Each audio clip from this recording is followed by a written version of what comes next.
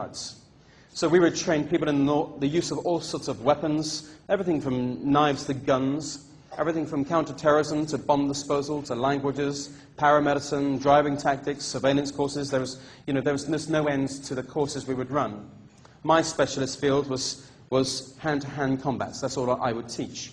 I would train men and women fighting techniques they probably would not have learned in the army. I did this for a short while until there was a point where I was just getting a bit fed up of being stuck in a gym all day long.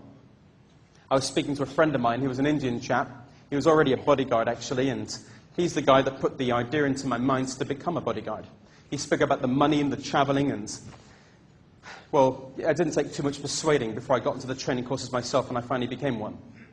In the very beginning, I was really quite thrilled to get my first assignment, but to be honest with you, I was so disappointed because I was just really working for a bunch of rich people that just had more money than sense.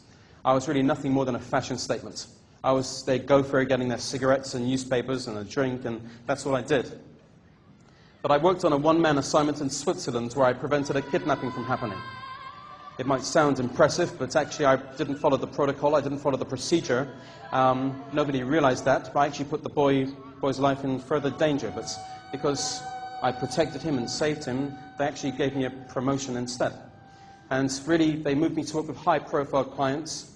And in the end, I was working with diplomats. The main person I guided was a man called Amin, who was the Saudi Arabian ambassador in England, and I also worked with him in Italy and Cyprus, which is where my story will come to a conclusion this evening. Now, I don't know what you think a bodyguard does, but maybe I can explain a little bit further for you. A bodyguard is not like what you see on television at all. There's nothing much glamorous about the job.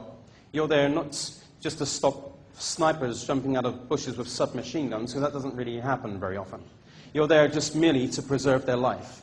You're there to make sure that 24 hours a day they are going to be safe. We need to make sure they're safe in every single environment, from the car to the home to the office. We need to make sure that we need to know precisely where they are 24 hours a day.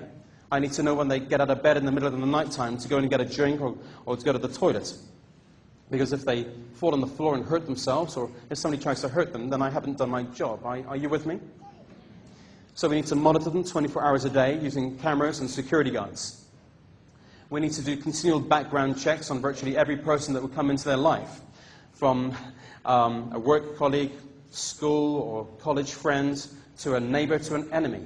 We need to continually do background checks. So we're working in conjunction with law enforcement agencies and intelligence agencies around the world, continually trying to measure the risk that anybody might pose, whether they've got a criminal record or whether they have any religious or political views, just to measure the risk. So there's a lot of boring work you've got to do, I can assure you.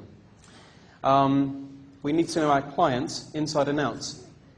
And I mean, the Saudi Arabian ambassador in the UK, well, one of the big problems in guarding him was that he gambled.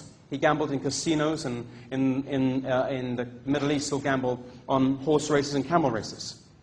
One day he asked me to stop by his office at the end of my shift.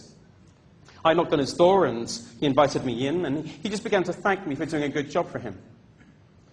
He then reached into his desk and he pulled out a wad of money, and he gave this money to me, and he just began to thank me for doing a great job. It was quite common that he would give money gifts to other members of staff also. I thanked him courteously, but before I left his office, he asked me if I would do just a little favor for him. He told me about somebody that owed him a lot of money because of this gambling debt. Well, we were fully familiar with that person, but he just explained that this person was really not paying up the debt, and they were making him look like a fool. He wanted me to just go and pick up this money and deal with the situation and get it over and done with. It seems fair enough. He was just giving me a big gift, but he then also asked me to go a little bit further. He wanted me to rough this person up. He wanted me to make an example of them because he'd made such a fool of him. He wanted me to beat him up. This was really nothing I wanted to get involved with at all, and I turned him down. I was never raised to be this way, and I'm not saying I was necessarily a decent person, but I had a few principles at least. I turned him down, but I even offered him the money back, but he insisted that I kept that money, and we forgot that matter for the day. But I was going to change my mind in the months to come. We moved from the embassy in England to the embassy in Italy, where I was working in Rome there for a while. And that's where my life was going to go badly wrong. I had everything a person could probably aspire to at this point in my life. I was earning a lot of money as a bodyguard, and I had a great motorbike, a great home. I was traveling to many places, and it was enjoyable. The most important part of my life was my fiancée. I was engaged to a girl called Aya. She was from Sweden, and we'd been together for 3 years. And my childhood, I mean, as I said, for you it might be interesting. For me it was a nightmare. It was horrific. But now my life was absolutely fine. Everything was going so smoothly and so well. And we were together for 3 years, Aya and I. She was from Sweden, she was a law student, and we were so stupidly in love with each other, and we were going to get married. But when I was in Italy, she was in a friend's car in England, and she was killed in a car crash. And when I received the news of her death, I didn't handle it very well at all. I really got very depressed, and I just really wished I could have died with her. I just found myself just really hating my life, and I began to develop a hatred for other people. And my depression quickly turned into aggression. And I just remember myself, just that first occasion, exploding when somebody upset me in the smallest way. If somebody looked at me in a way that disagreed or said something out of place, I would be so twisted and spiteful. I would just provoke a fight immediately. I remember one occasion in a shop, somebody just probably looked at me funny. I'm really not sure anymore if they did. All I know is that I was upset with them. And I said something rude. I swore a foul word at them. And of course they said something back, and immediately I proceeded to ruin their face. And really, as I say, I was nothing more than a coward, because I knew I was beating on somebody that could not defend themselves against me. I brought this filthy attitude with me into the workplace. And if somebody came so much as one step too close to my boss, I would pin them to the ground, and I would really cause them permanent damage in their face. I just began to get more and more aggressive and really sickening. I was so pathetic. And noticing the change in my behavior, a radical change in my behavior, it wasn't long before Amin asked me again to collect money for him. And this time I agreed. And I now began to go to people's homes and businesses, and I would find these individuals that owed him this money, and I would treat them like animals. I'll hunt them down like animals. And I'll always come away with the money, and I'll always leave them with some damage in their face. I'd always make a point of doing that. It was like a trademark. And I'm so ashamed of that. In the line of, basically, I probably broke more arms and legs and jaws and backs than I care to recount to you fine people this evening. And I really wish to God I could turn back my clock. But it's too late for that. In the line of duty as a bodyguard, I killed people unnecessarily.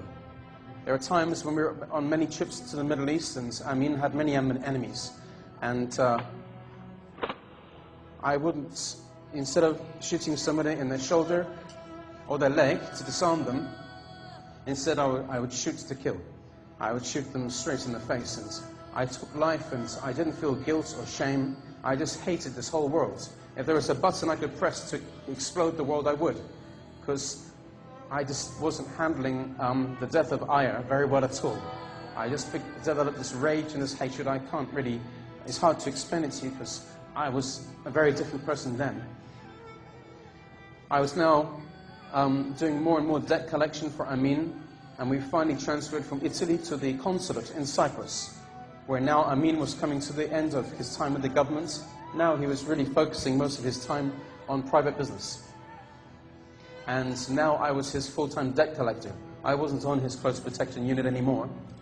And there was at one point where my parents asked me if I would help them with some money. I would always help them financially, but they asked me if I could help them with this one particular trial procedure that they'd heard of.